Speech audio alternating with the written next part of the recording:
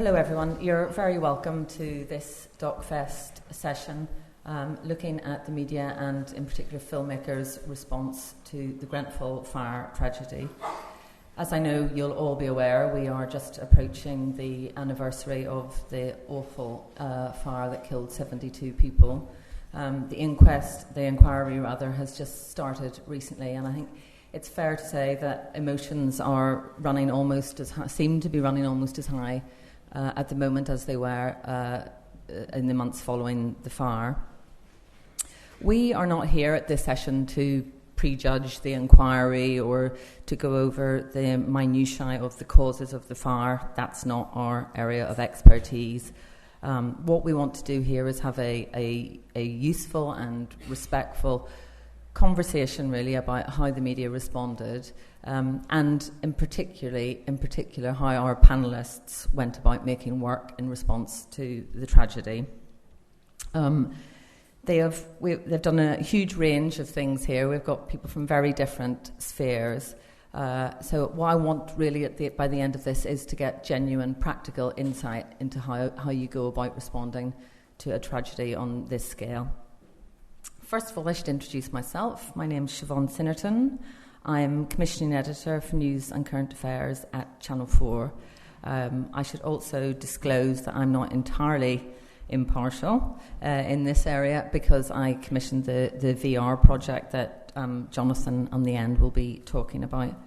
I'm going to have the panel introduce themselves briefly and tell you a little bit about their projects.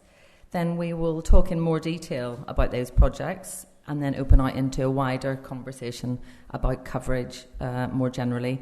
And there'll be about 15 minutes of Q&A at the end. So, Simon, would you like to start? Hi, thanks, Siobhan. I just wanted to say to Siobhan, I thought Channel 4 has covered Grenfell absolutely brilliantly. So, thank you. Thanks, and so has Jon Snow. And also, if you get a chance to see Nendie's film later, do. And Jonathan's 3D sounds amazing. Anyway, my name's Simon Hattenstone. I'm from the Guardian newspaper. We created something that's called The Tower Next Door. And it has three forms, really. It was printed in the magazine as a long piece. It became an interactive on the web, which is probably the thing that I'm most pleased with because it brings together all the different media, and we actually cut the written piece back slightly. And it's film and print, and there's also a film.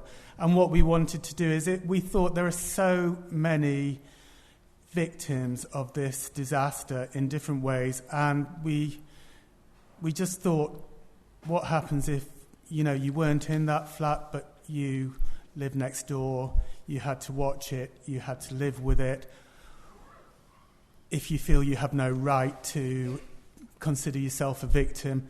And we went to the tower next door, which was called Whitstable, and we also discovered it had its very own crisis that was hugely impacted by Grenfell.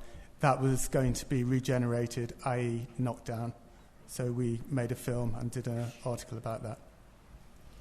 Nendie? Hi everyone. My name's Nendie Pinto-Duschinsky, and I am a youth worker and director. And some of my fellow filmmakers are here, Swazi, Samir, and Adrian. So we really worked together on this project.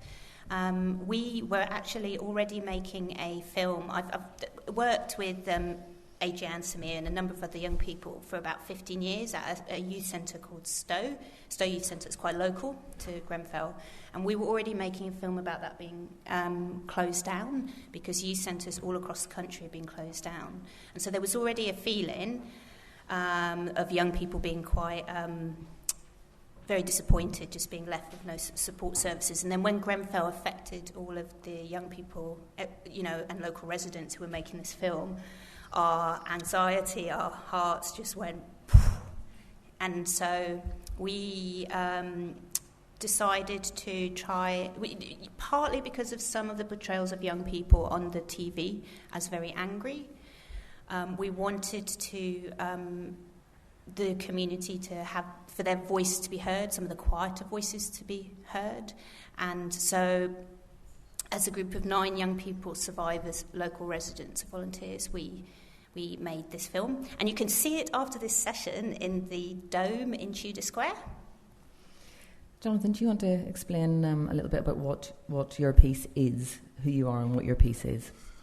My name is Jonathan Rudd. I have been a filmmaker, editor, director for all of my career. I've been working at Parable for the last year, which as creative director, and we have made a 15-minute virtual reality film, which is about the lives, the homes, the community that existed in the tower before the fire.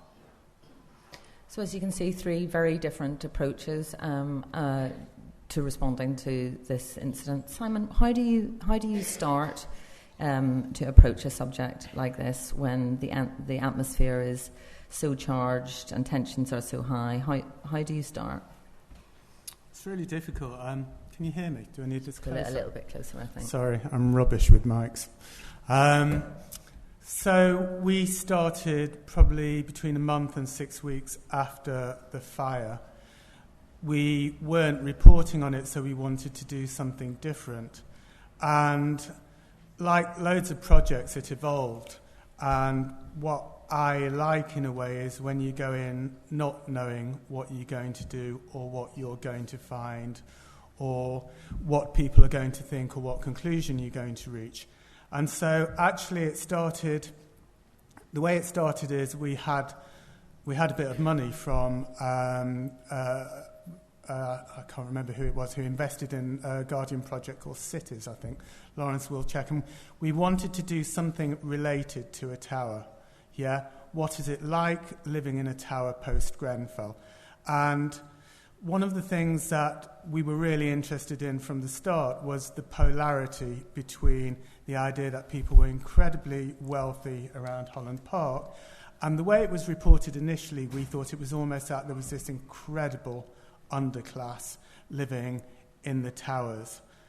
And we thought about where to do, should we do something that's totally unrelated? Sorry, I'm echoing now, I'm moving it back. And we thought, in the end, it would be a bit gratuitous and kind of like a bit brainless, just doing a piece about life in a tower. And we thought about Whitstable, which we'd been talking about before, because we'd been in touch with the guy there, Piers Thompson, who was in charge of regeneration there, and it was a massive story. And basically, they were told, the people who lived there were told that because the flats were in, kind of really bad nick, that they should be regenerated. And loads of people initially thought that's fantastic because the lifts are knackered, the windows are knackered, the doors aren't particularly safe. That's great, make this place safe. But then they gradually discovered what it meant was knocking the whole place down and increasing the density by 3-1. Now, lots of people who know about Grenfell will also realise that one of the issues that came up with Grenfell was the reason that people couldn't get to the fire engines couldn't get there quickly, was because the density had already been increased by the building of the school. I want to talk a little bit about the response that you got when you first arrived there, but should we maybe see the first clip, actually, so that people can have an idea of what you're talking about? Sure.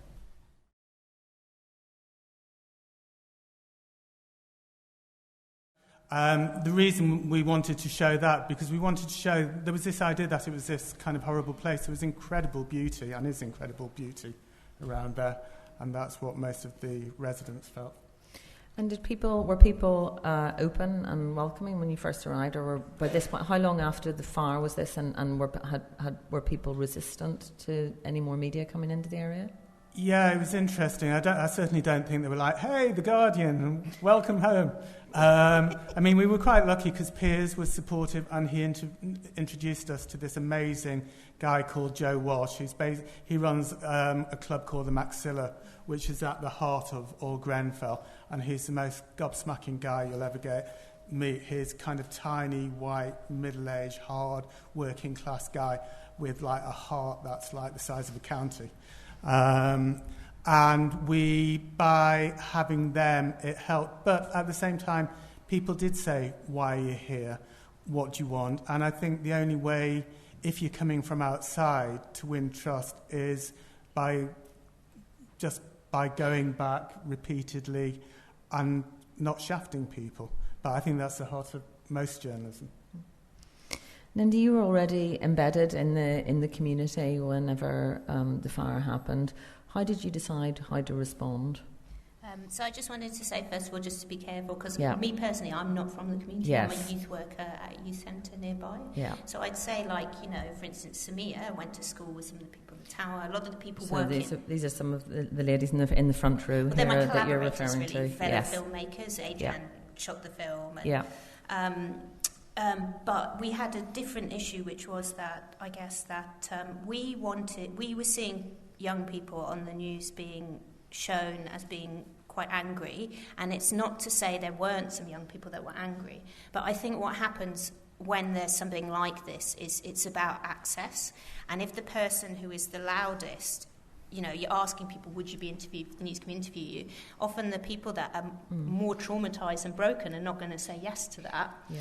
So we were seeing people wearing masks on TV, and the truth was, that wasn't what we were seeing on the ground. Swazi was packing 1,000 boxes in a day when a reporter was saying to her, so what about the riot? And she was like, what riot? We've been here packing the boxes. And yes, that was happening. People were protesting. But the point is, the atmosphere on the ground is very different to what we were seeing in the news.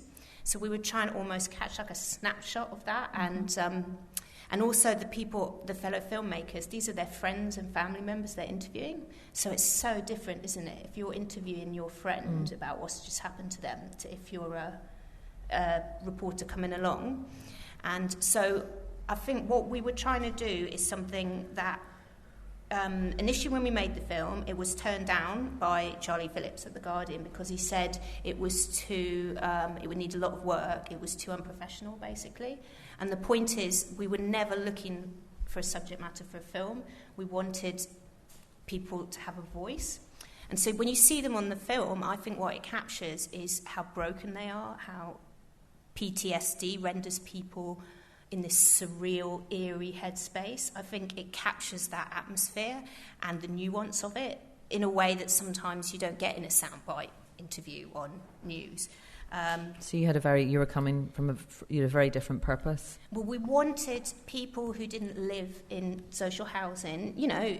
I think we're too binary now, saying some people are posh, some people are poor.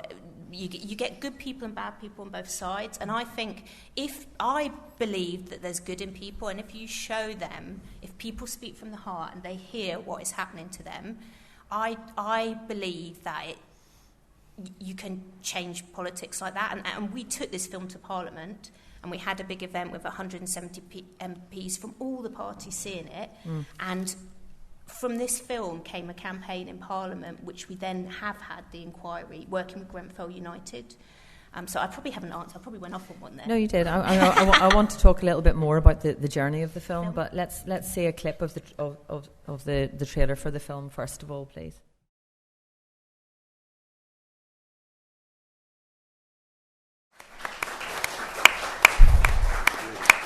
I think even before we can I say something really, really quickly, which is that is not subtitled. It was I've sent the wrong version that was subtitled for the internet, so I don't want people to think I'm subtitling people speaking. It's because I've sent the version that went on the internet. What I was going to say is just before we move on is that sorry, I've only just met you, so I'm sorry if I get your names wrong, but Adrian and Samia and Swazi, is that right? Who all, I know Adrian shot most of the interviews for the film. I think it's hard enough for any filmmaker to sit down and do interviews in these situations, but to sit down and do it when it's your own community and people who've been involved in it, I think it deserves huge gratitude and admiration, actually. So well done to all of you.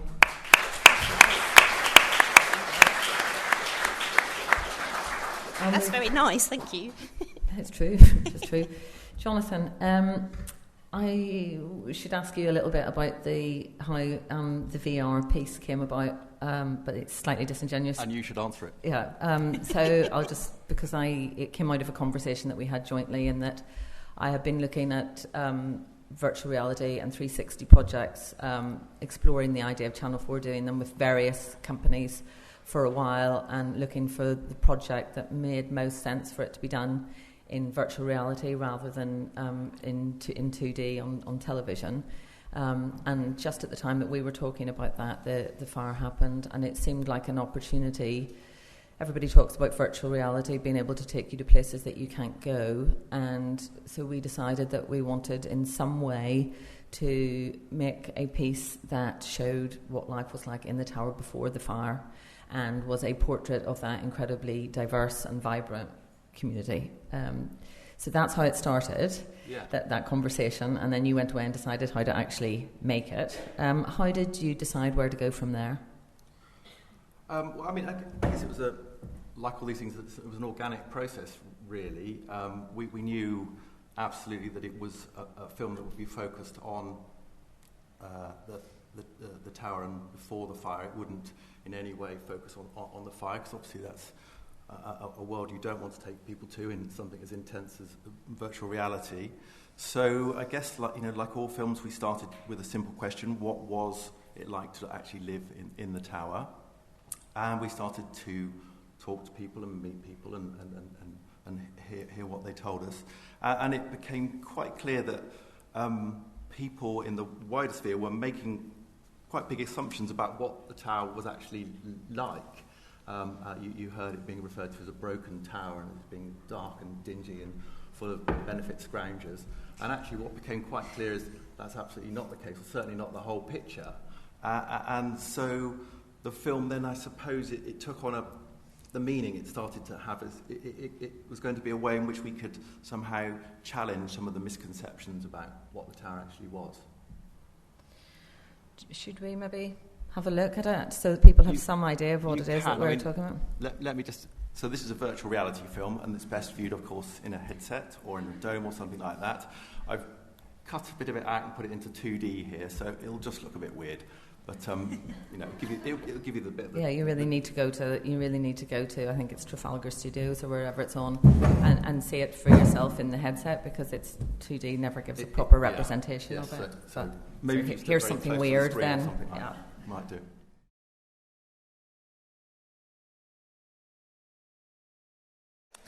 Short and sweet. Yeah. Just to give you an idea, I mean, the piece is a mix of testimony from survivors and artistic impressions of what it was like. It's not trying to recreate exactly what was there, but it's trying to give a sense of it, and it's almost a piece of art as much as it is documentary. Without, I think. Yes, Dare I say that? Whenever you first arrived, how were you received talking to people, and how did you go about it? It wasn't me. We had a brilliant producer who was a very experienced producer who was on the ground from about a month after the fire, and she spent really all of last year, so 6 months, going to events, going to council meetings, meeting people, getting to know people, and just started, first of all, just totally sort of immersing herself in the community. And only slowly started to talk to people about what this project might be, and started to kind of clarify what we might be doing. And then we started to mention the VR word to a few people, and took VR headsets along and showed people bits of VR. And I think that certainly piqued people's interest. We generally got very positive response from people, and obviously if we felt people were not interested, then we backed off very swiftly. But I think ultimately what attracted people, what people liked about this film, was that we were wanting to talk about some of the more positive aspects of the tower, and give people the chance to slightly reset people's perceptions of what the tower was. Yeah. And I think ultimately it was that people were very keen to be involved in, rather than the VR. The VR was just a kind of it was interesting, probably. Simon, you're going to show us a clip next. So if we get into the detail of your film, this is the clip about the little boy. Do you want to introduce it and give a bit of context to it? So it's a major scene from the film, isn't it? Yeah, this was it's basically very close to the end of the film and the end of our piece, and it's Joe Walsh, who's got the heart the size of a county, who's talking, and really what we were discovering was that this tower block next door called Whitstable, it's like a mini Grenfell, it's 20 floors, and instead of 6 flats a floor, it's 4, but very, very closely neighbouring, part of the same community. And what we discovered is that many of the wonderful things about living there were the same, and also many of the bad things were the same. And this is Joe talking about a real heartbreaking incident from a few years before.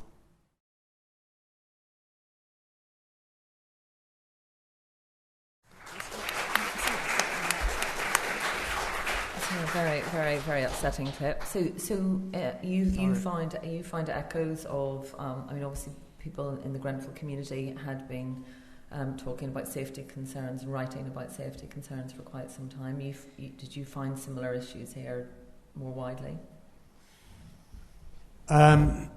Yeah, I love Joe. I love Naheed as well. I mean, all the people we met were just kind of fantastic, and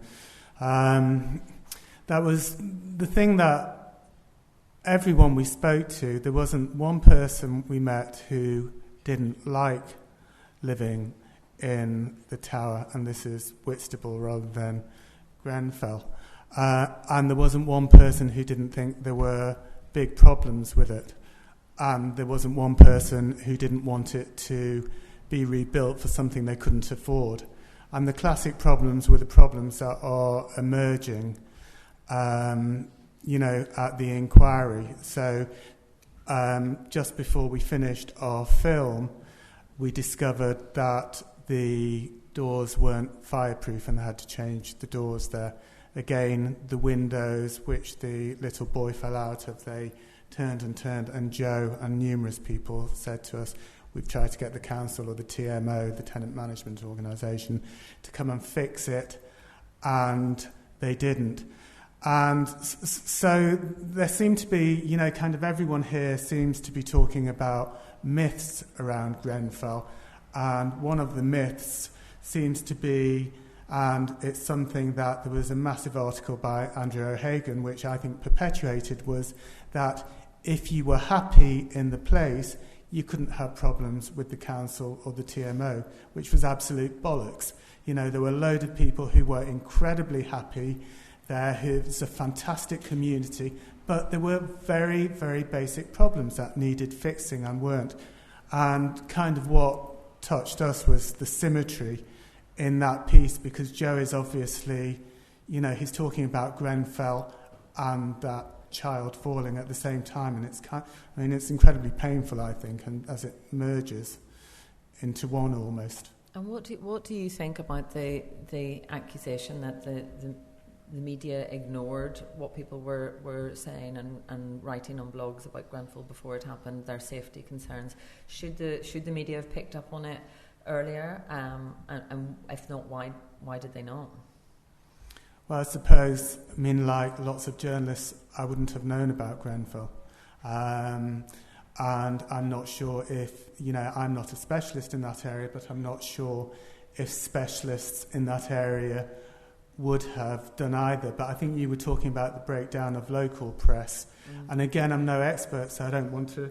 Nendie, you might know more. I'm not sure. Maybe if there was a stronger local media, but I don't want to say this because I don't know, so I'm bullshitting. But certainly the way media has changed over the years is that the inside line to stuff does tend to come out of social media, blogs and tweets, and maybe we don't follow that enough. But then again, realistically, are we going to follow every knackered kind of window, bit of cladding in Britain. I think ultimately you can say the media should have taken more responsibility, but for me, the people who look after those people, the council, the TMO, the contractors, I think have more blame. And you mentioned the O'Hagan piece, which I don't want to spend too much time on, but I don't know for anybody that wants to read it. It is interesting, but I think there are quite a lot of issues with it. It's massive, and some inaccuracies in there have been identified already. But the prime what the narrative of the piece is that the media very, very quickly seized upon the narrative of poor tenants in a very rich, greedy council and ran with it. I mean, do you think that the media grabbed hold of that narrative too quickly? I think it's really complicated because, relative to the people in the £4 or £5 million plus homes, they were poor, but actually in Whitstable, pretty much everyone is working. Yeah. There are lots of professionals or business people, incredibly, people holding down more than 1 or 2 jobs. The phenomenal achievements of some of the people, because so many in Whitstable and more probably in Grenfell had come from other countries either for a better economic life or because they were fleeing persecution. And so they'd both triumphed over really kind of a tough past and also achieved huge amounts for themselves.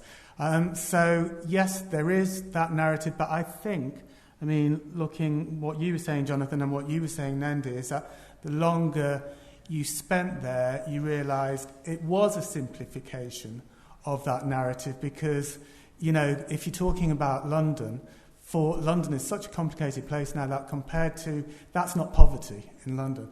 It actually costs quite a lot of money to rent a flat there. And it costs a lot of money to lease, to buy a flat there as well. So poverty is all relative.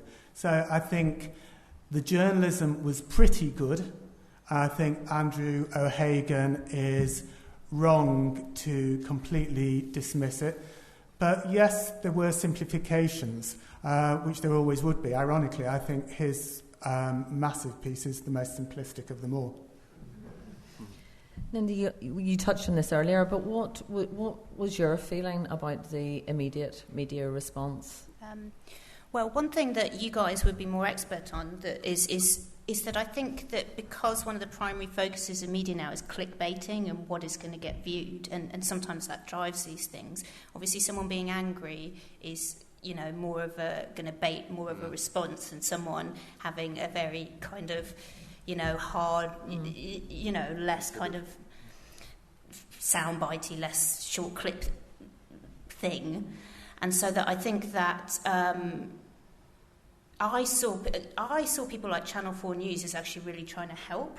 But I think if I were to make one criticism of, particularly probably more the BBC, because they had on, for example, young people wearing masks, and I'm not saying there weren't young people doing that, but the majority of young people that I was meeting and of local residents weren't doing that. They were standing around in a state of total shock and disarray, kind of like zombies, completely broken, having lost friends and family. So I think that what is interesting maybe about documentary as opposed to news in terms of covering crises is maybe you have a bit more room in a documentary to show people's response without having to put a narration on it and say, this is our point, here's the person illustrating that. And I think maybe you would know much more than me, Siobhan, as someone that's been making news, that there are these things driving it, that you in a way have to have a story to tell, whereas we could be more not knowing, more giving a platform for, and seeing what came out of that. Yeah, I would hope that the likes of Channel 4 News obviously is not really going in there with a set story to tell, preconceived idea of the story to tell, but is reporting what it finds on the ground. I think it is just that thing about access, because there were some very well produced gorgeously shot documentaries, but they just did, who they were speaking to was not that reflective. There were even people being interviewed on the news that said they lived in the tower that didn't. So there was, because it was so chaotic, and everything that could go wrong and everyone that could be exploited was exploited.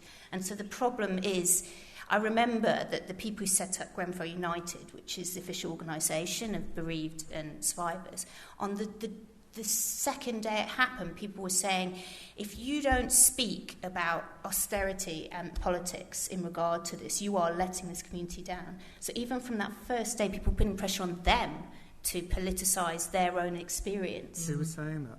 I won't go into that. But I think that, I think Channel 4 News, I have to say, though, have kept it alive, because if not for Channel 4 News and Jon Snow, who personally knew and had met one of the young people, and he used to be a youth worker, which I think is really cool. I have to say, this is not a stitch-up. I've never met Nendie before today, just to be very, very clear. But I also want to say... We think he wears really shit socks, just to balance it. No, I think the thing is that our film was turned down by The Guardian because they said it wasn't... you see things in our film like crossfades, and normally people do cutaways, stuff like they slickify it. And it was just... We first showed it at the Frontline Club, right a month after it was shot in the week, and so it wasn't about that. It wasn't about, it's quite raw, but I think if we'd taken out all of the ums and ahs and people being in shock, it wouldn't have the same, you wouldn't get that snapshot of them. I'd like to see another clip of it. Would you like to introduce the poem? So this is a poem and a drawing that was made by the artist Constantine Grass, who's artist in residence in the tower, and children from the tower and around the tower on Grenfell Tower Fun Day in 2015.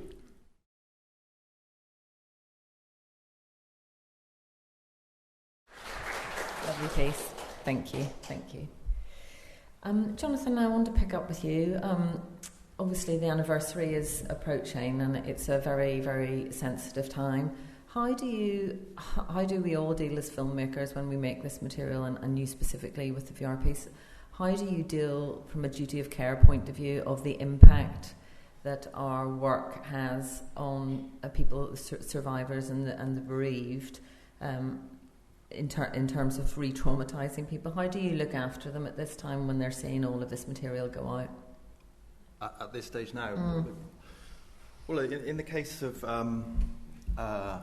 the contributors to our film, we obviously spent a lot of time, first of all, making sure that they were right for the film, and that that's something that they really wanted to do. And when we were making the film, when we were interviewing them, we did that in a very, very gentle, sensitive way. We did it in a local, actually at the Maxilla Club. So they felt that they were in an environment that was very comfortable, and made sure that was a very gentle process, supportive process. In terms of now showing it to people, we've now shown this film to all of the contributors, and they've all had an incredibly good, positive reaction. In fact, they all absolutely love it. They found it to be really quite inspirational. Yeah. And they love the fact that it portrays the tower in what they see as an accurate way. But obviously, given how what an immersive experience it is, presumably it's going to be quite an intense experience for people from the area. Yes, there's no question of that. VR is, if you get it right, an incredibly powerful tool. They call it the empathy machine, and so you have to really bear that. In terms of in the film, I think we are very careful not to go into areas that I think would just be too overwhelming in the actual experience. So we stay away from the actual fire in our film. We don't visualise that. We touch on it. We don't visualise that. I think that's very important. And the experience is a sort of more of a gentle, abstract, beautiful piece that lowers you into it quite carefully, and then looks after you and then pulls you out quite gently at the end, I think. Would you like to introduce another clip, the last clip from it? Yes, this is another clip that will just look weird and wrong, but it's a little bit that shows you how we put humans and the virtual environment in the same space.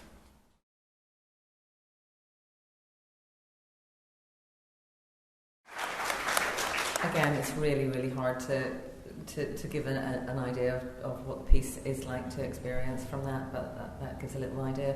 I mean, I understand that actually virtual reality is being considered as a tool for people with post-traumatic stress disorder in itself. You are going to show this at the Grenfell?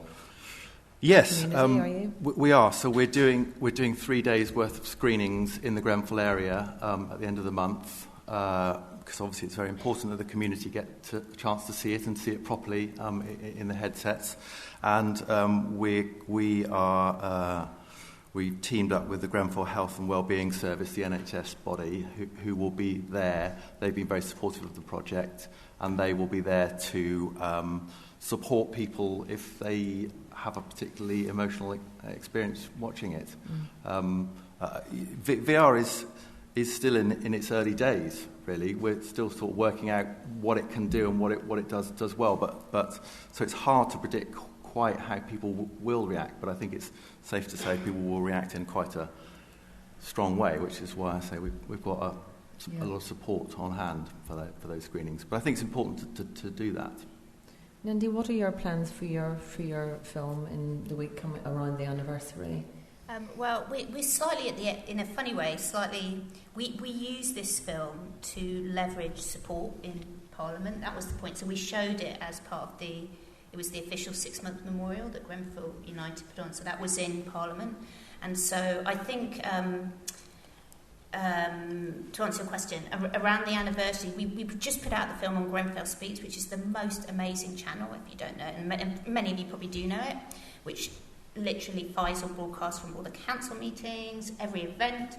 So for the first time you're seeing the meetings, you're judging for yourself the vibe, how bereavement survivors are being treated. But so we put that out on Friday because the survivors in our documentary asked us to put it out the week before, and I could only get the subtitles done by then. I was going to say something, which was that most of the people that live in the tower, a lot of them are things like lawyers, investment bankers, surgeons, and so that definitely I do think that RBKC have been they've been renowned in that area for years, a kind of, he called them a mafia, Edward Devane, but their response, there's a brilliant film called Dispossession, which is about what's happening to social housing around the country, and we toured with that film, and when I saw that I was like, oh, this is all over the country. So here in Sheffield, there's been 20 tower blocks declad, and but I think that these were people that could be us. They could media professionals, there were architects that lived in there, and so that they were, in a sense, a working class community, but they make more money than me, most of the people. Well, maybe that doesn't show much, but I mean, so that, that's one thing you said about the response, the Daily Mail, when they immediately kind of jumped on the man with the suitcase leaving, and that I think that there was a string of probably more alt-right media that somewhat used the footage of young people rioting to say, look, they're really different from you, so it's okay if we slightly don't care about them because they're scary and they're going to mug you, and you know what I mean? And the reality is that they're professional people, like I say, surgeons, doctors, lawyers. Totally, yeah. I think there was also kind of well-meaning stuff from the left as well that wanted to create that polarity. Use it politically. Yeah, and I think, that has been talked about, but again, I mean, that was a simplification and there was an element of truth in that, but it was very far from being the bigger truth. I mean, the thing I really like about kind of seeing both your films and goes back to how the media portrayed it initially. Was very simple things like in Jonathan's film we see actually you experience the peace of being high up and the beauty of being high up, and that's what most people loved, and that's what lots of people will pay tens of millions of pounds for. You forget that, as well as, you know, kind of so-called poor people being put in tower blocks, people going to tower blocks because they're exceedingly wealthy and want that lifestyle. And the media, it became almost easier to show it as an ugly, brutalist place. And one of the things that I think I noticed in yours, Nendie, and in ours, which was brilliantly shot by a guy called Alex Healy, was who directed it, was that we wanted to show the gardens, how gorgeous they were, how many different varieties of trees there were, how it was this incredible oasis. And Naheed said to me, when she was talking about mistrust initially, she said, people, newsmakers, TV companies have been into this garden, but they haven't shown it because it doesn't fit the narrative. And again, as Nendie was saying, that's partly a difference between what you can do in news and a 1-minute slot and what you can do in 20 minutes. But also, it was simpler, and it didn't fit very easily into that slot of this, you know, hell, this tomb in the sky, showing the alternative.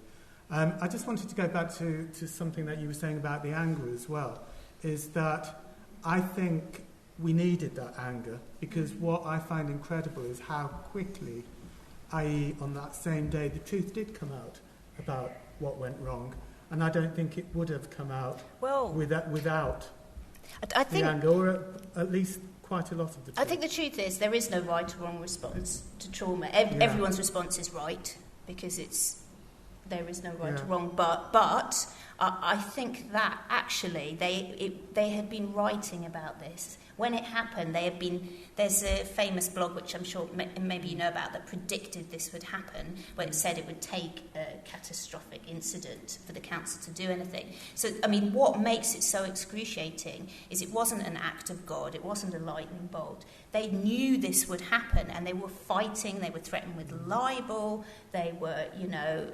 intimidated, they were called scum behind their back at the TMO, because they didn't have, their voice didn't have, they did everything right. They went through every official channel, and no one listened to them. So there's something wrong with that when you have people in this kind of housing in this country, that we feel that they don't need to, that it doesn't matter, their voice isn't important. And do you think, Simon, that you were at the start of the inquiry, I believe last week, were you? And do you think the media has learned lessons about its rush to portray people in that way, or how it ignored some of the warnings beforehand? Do you think there have been lessons learned? Yeah, but I don't want to. I would never damn the media's response to it, because even though I think there were problems and simplifications, it helped. I think there was a lot of good in the media's response, and I think there was a lot of good journalism. And it's very easy to sit here, having spent months on a piece, and say we did it differently, we did it slower, it's more nuanced. Reporting is one thing.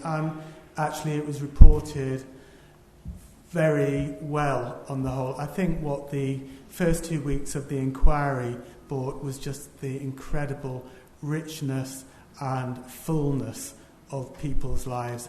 And at one point, one of the lawyers, one of the QCs there, was like, you could see he was saying to everyone, God, it's amazing, isn't it? These people can actually speak better than us, and we're paid to do that for a living. And it's true that with there was so much kind of, cultural richness, intellectual richness, kind of happiness in the flower, in the tower as well. And one of the great things about the first 2 weeks was that, you saw the people smiling. You saw, I can't remember, who's the girl who always had different flowers in her hair?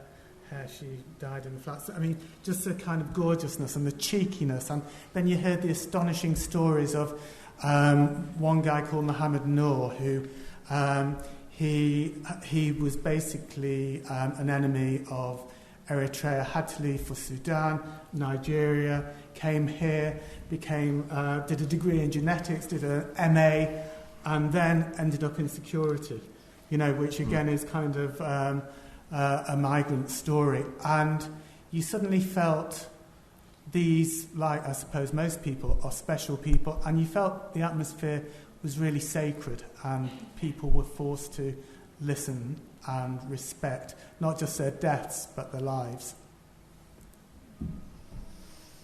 Okay, I think probably time to open it up to questions from the floor. Is there a microphone somewhere? Yes, there is. Okay, who would like to ask a question? Well, somebody must have.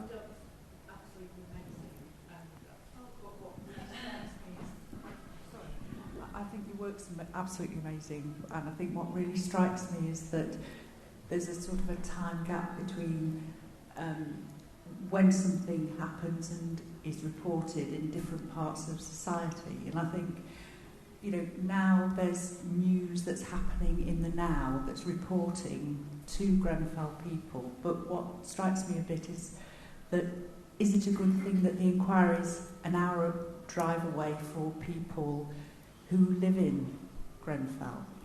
Is that it's been slowly moved away from consciousness? Where the pen portraits were held, at least it's not Holborn Bars, but was actually in a hotel in South Kensington. The pen portraits, which I wasn't there, I watched it online, but you should explain. So I remember in terms of media, because what they were and what the effect was on the judge and the inquiry. Yeah, it was. It was great. It was something that had to be fought for, because initially the inquiry, didn't think people had a right to talk. They're called pen portraits, and the first ones happened at the second Hillsborough inquest, and it's where loved ones, family and friend give as detailed a picture of the loved one's life through words and through film sometimes. And it was incredibly powerful, because I think it made the judge, as much as anything, realise that he wasn't just dealing with data and facts and numbers. And if they hadn't had the pen portraits, you would have just got into the kind of arguments about cladding and doors with no human faces. And he was crying, wasn't he, sometimes, the judge? Yeah, there were also really, really sweet bits where, was it one of the Shuker sisters brought in Lebanese bread for the judge and the team, and you could feel actually there was almost a sense of solidarity between them, and I just hope that continues and it leads to kind of a fair finding and result. May I ask you guys something? We have really thought that they are really special people, the people from the whole community, in the sense that they're quite gentle, the people that we talk to from Taunton. And what I don't know about is there is something special about that area, that it's so bubbly and friendly, and what, because it has a real historical history to it. I just wondered what you found. I can certainly say that I loved meeting the people that I met, that they were some of the most friendly, kind, welcoming, gentle people that I've ever filmed. And they were so generous, and the people I talked to had such enormous pride about living there. And some of my favourite parts of the film we've made are when people are just remembering some of the small details of life there, and you can see that they're lighting up. One couple just tell the story of how their front room was a bit like a greenhouse, and they used to grow all sorts of extraordinary, weird and wonderful plants and flowers from around there, which they gathered, and they grew this enormous avocado tree. And they just tell this story, and of course in our virtual reality film you have an avocado tree growing beside you, which is rather magical. But they're laughing, they're chuckling, and you can tell that there's just such a sort of warm happiness about that. So that was very much my experience, yeah. Sorry, I'll come to you in 1 second. Do the ladies in the front row there, do you recognise this description of your community? Yeah. Do any of you want to say something? My mic. I would love to just, and if there's anything that any of you want to add about I don't want to put you on the spot, but if there's anything you want to add about the conversation, please do. I just want to say thank you so much for your contributions. Of course, I'm working with Nendie, and I'm from East London, so I'm not from the Tower, I'm not from the local community. I just saw the fire in the morning and felt really guilty that I'd slept through it, and so began volunteering that day. But just speaking about journalism, it's really important, I suppose, because in years to come, I'd hate for my children or for people who are, not around at this time to think that it was only just 72 people. It's clear that hundreds of people lost their lives in that tower block, and the minute you were down on the ground, you felt that. And the sweetness and the kindness of the people, the pride, yes, the pride is right there, and it slams anything in the face that says living in a tower block is anything less than a real community. People really do bend over backwards, and I would say about Grenfell United, the dignity to share in Parliament, share with MPs who they feel let down by, to then hold out their hand to shake and say, no, we're going to need your help in this, is I am just always in awe of Grenfell United, who've lost everything, haven't they? And so, I just want to say thank you for your pieces of work alongside Nendie as well. You guys are cool. Thanks.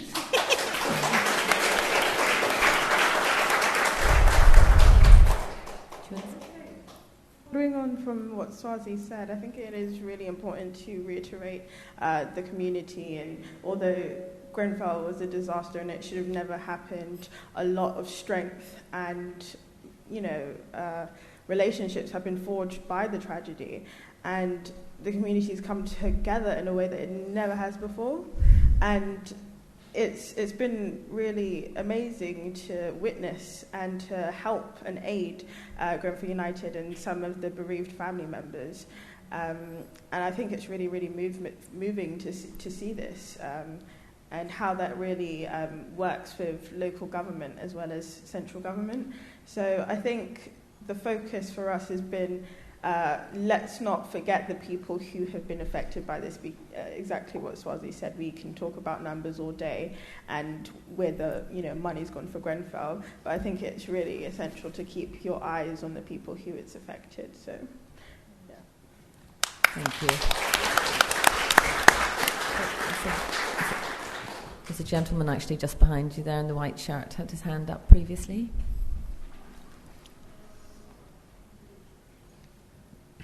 Hi.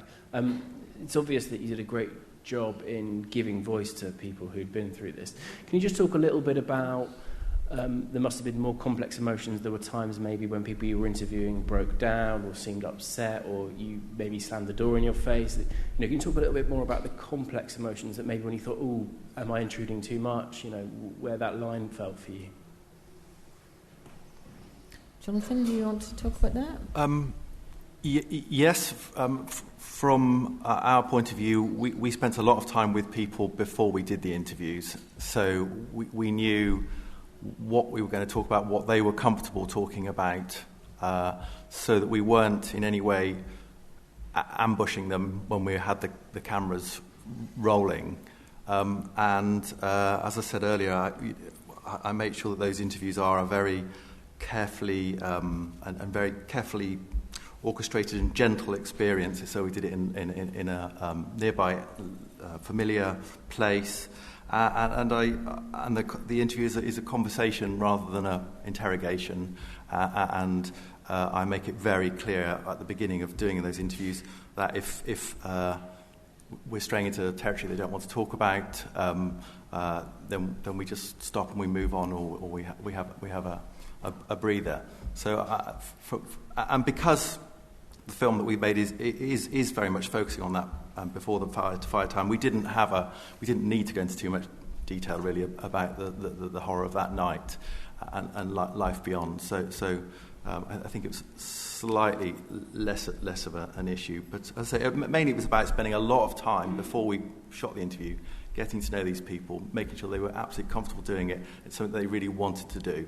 And I could tell we were doing it right, because during each of the interviews, as I mentioned earlier, you'd get to a point you could see that the people were actually enjoying it, and that they were saying things they wanted to say. And I think all of them actually, after the interviews were completed, said that they found it actually quite cathartic and quite a positive experience. How long did you spend with them before doing it? So we spent six months getting to know them and talking to them, and then on the day of the interview you might spend the whole day with them, and you build up to doing that interview, and it would take maybe a couple of hours. And would it have bothered you if after that 6 months they would have said, I don't want to do it now? No, not at all. Absolutely not at all. It was absolutely, it had to feel right. We weren't making a film while we were doorstepping people into some sort of response. Not at all.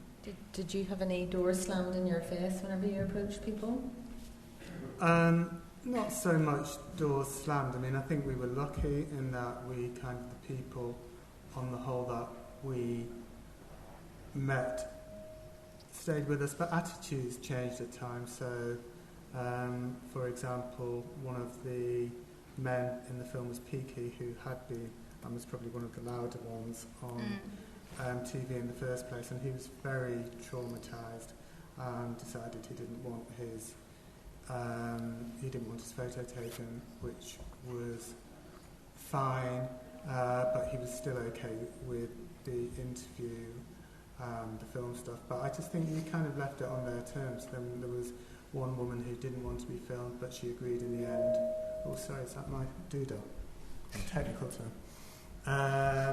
And so you just, if they decided they didn't want to be in any in the film, that's fine. I think, like Jonathan said, if people had said, thanks for all your time, but I don't want to be in it anymore, you have to respect that. There were people who would say, yeah, I'd love to be in it, and who decided they didn't want to be. And there were times when we felt we were a real pain in the arse, like we went round and you could see them thinking, oh, fuck, not them again.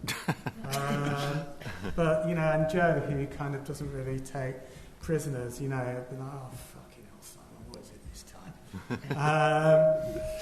But also that's part of building up a relationship. It's part of building up a relationship with anyone, and I don't think it's that different in journalism. And I mean, I don't know about, well, you've probably not been able to tell yet, Jonathan, but I think with the people who I work with, they seemed pleased with the piece and the interactive in the end, and they felt it honoured what they were like.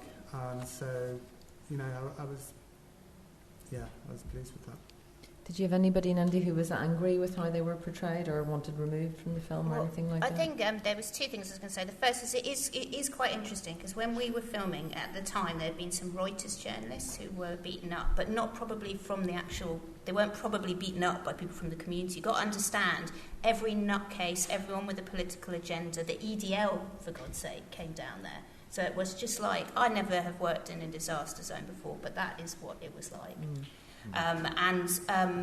So when we were filming, and bear in mind that we'd made this film, I've borrowed money from my boyfriend, who he said I shouldn't say borrowed because he actually just gave it to me, but I think it sounds bad if I say that he just gave it to me. But, we were the most we're from the youth centre, and there were all these men with big cameras, and this one guy decided that we looked like the ones that were exploiting the community. So he was videoing us when we were videoing, and it was quite good because Adrienne I don't know how he managed to deal with it. He was getting quite aggressive with us, I think like how they used to film hunt saboteurs and things, when they're like, who are you, what are you doing?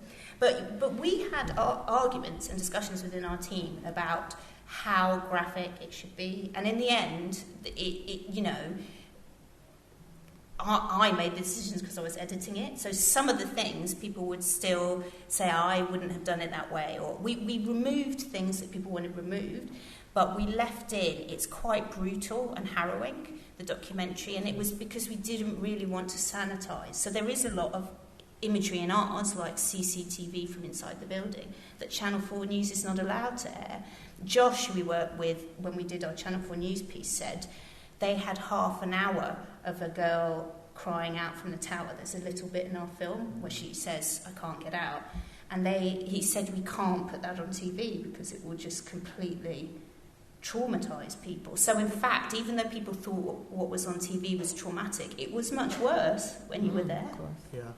I mean, at the inquiry, you wouldn't get away with showing the film at the inquiry. Well, it's very triggering. Oh, no. Well, so when we showed it with the bereaved and survivors in Parliament, to be honest, a lot of them have seen it, but some of them... That's the thing about PTSD, that I hadn't realised, it's very contagious, and you also get waves of it. You get triggered, don't you? Yeah, at the inquiry one day, they showed explicit footage without warning. And again, the response was slightly over-reported in the media. It did cause a bit of a disturbance, but not that much when people got that together. There's probably room for one last question, if anybody... There's one gentleman over there. Hello. So I've seen a few Grenfell documentaries that have been presenter-led, and I've seen other ones like yourselves where the people have been allowed to tell their own story. I personally find that format much more effective with this story. Do we think that when a presenter is telling the story, does that remove something? Does that remove something from this story, do you think? I'll just jump in. I mean, I suppose it depends. It depends on the presenter and what they have to say and how interesting they are and what connection they have to the story. And I suppose there's lots of variables in that, isn't there? There's somebody, I know there's quite a few films coming out in the next week. I know there's several BBC films, and there's an ITV film, and there's a Channel 5 film. And I couldn't really judge until, I've seen each film on its own merits, I suppose. But clearly, having the survivors at front and centre, to my mind anyway, is absolutely crucial. Unless you're undergoing a very sort of forensic, investigative piece of journalism, in which case you need somebody that knows what they're talking about in that area. If you're going to go into building regulations and cladding and all that side of things, then it's something different. But I would just judge each one on its own merits, I suppose, for myself. Yeah, I agree. I think it depends, kind of who's making it, what their relationship is to Grenfell, and why they're doing it. I mean, I think there can be a problem with stuff like ours in that it can lack direction at times without any kind of narrator looking over it. But I think in terms of giving voice to people, certainly allowing the, kind of the people who lived there or died there or their family lots of time is a good idea. Yeah. Okay, a little sneaky one just at the end. Has your understanding of trauma changed since you have done this work?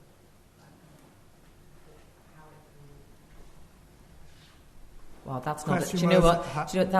That's not a sneaky one. That's a huge question right at the end. Has your understanding of trauma changed from doing this work? Sorry, I'll have to keep you really short on your answers. Okay. Well, I got home one day from filming in that week, and Versailles was on, which I like because it's costume drama, and they had a minute-long fire in Versailles.